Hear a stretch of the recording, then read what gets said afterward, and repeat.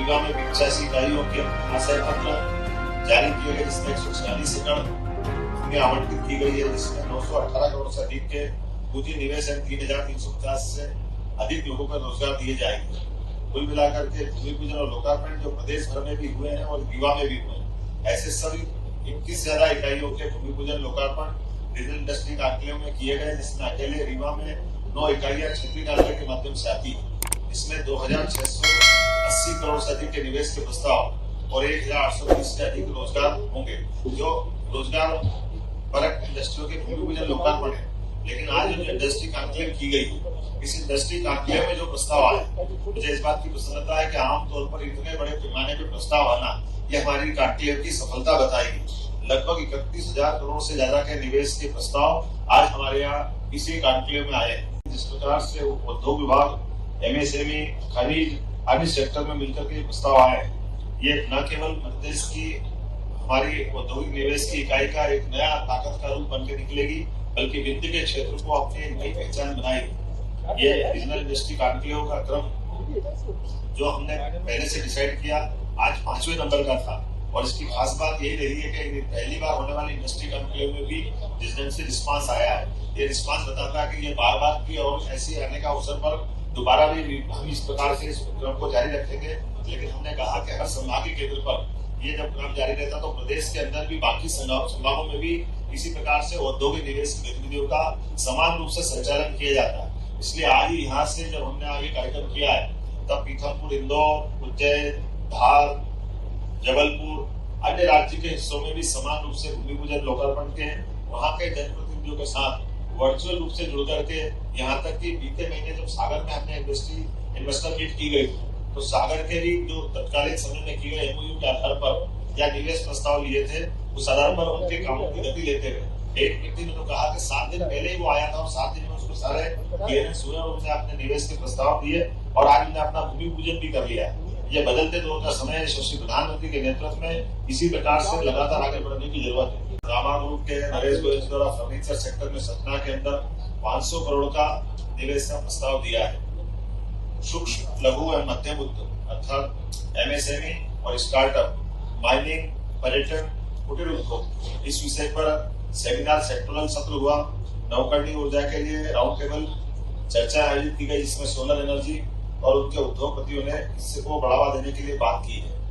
MP औद्योगिक विकास निगम, MP IDC और नगर निगम के बीच एक MOU हुआ है, ताकि हमारे बीच औद्योगिक निवेश क्षेत्र में जल की आपूर्ति हो और नगर निगम और बैंक में परस्पर इसका आदान प्रदान किया गया। मध्य प्रदेश टूरिज्म बोर्ड और AKS यूनिवर्सिटी सतना के मध्य MOU किया गया, जिसके माध्यम से हमारे रोजगार पर विभिन्न प्रकार के कोर्स के संचालन के लिए, इंटर्नशिप के लिए और स्वरोजगार को बढ़ावा देने के लिए इसका ये अपना एक परस्पर विश्वविद्यालय की भूमिका रहेगी। जो बड़े निवेशक है, जैसे आपकी जानकारी में भी है, हमारे पतंजलि ग्रुप के बालकृष्ण जी, डालमिया सीमेंट से पुनीत डालमिया, हमारे सिद्धार्थ इंफ्राटेक क्लिनको से B नरसिम्हा राव जी, रिलायंस से हरित त्रिपाठी जी, BPL, अडानी, नरेश गोयल, रामा ग्रुप, ऐसे कई बड़े ग्रुप भी हमारे साथ आ जा करके अपने इस आयोजन में हिस्सा लिया है।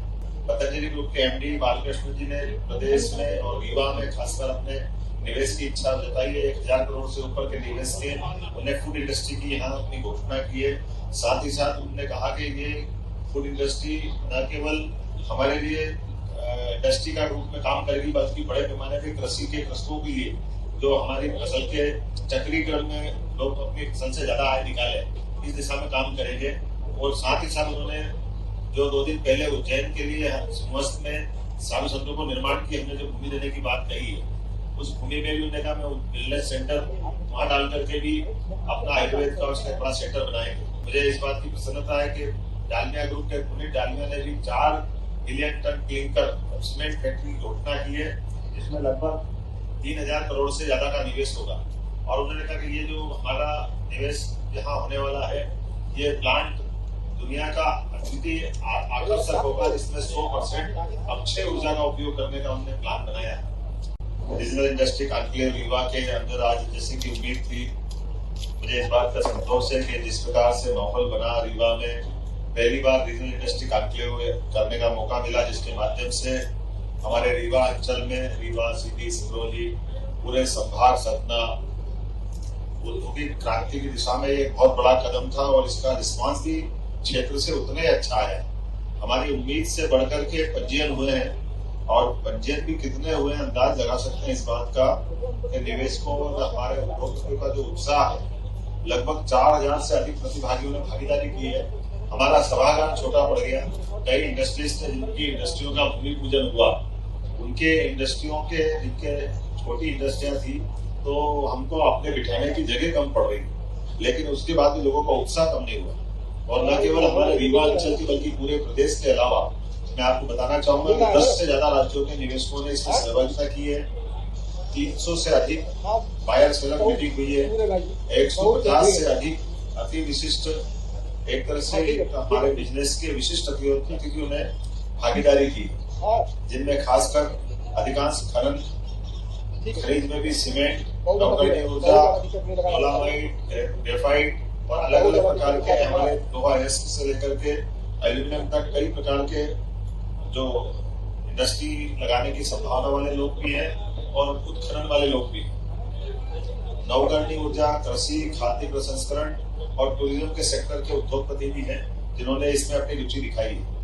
उद्योगपतियों द्वारा भी अपने अनुभव साझा किए गए और जो उद्योगपति आए जिन्होंने कहा कि हमारी मध्य प्रदेश की जो औद्योगिक नीति वो सर्वाधिक आकर्षक है और उसकी आकर्षक होने के कारण से वो सब अपने निवेश को लगाने के लिए बड़े पैमाने पे इच्छुक हुए। जो 20 से अधिक उद्योगपतियों और उद्योग संघों के साथ 1-to-1 की मीटिंग की गई थी।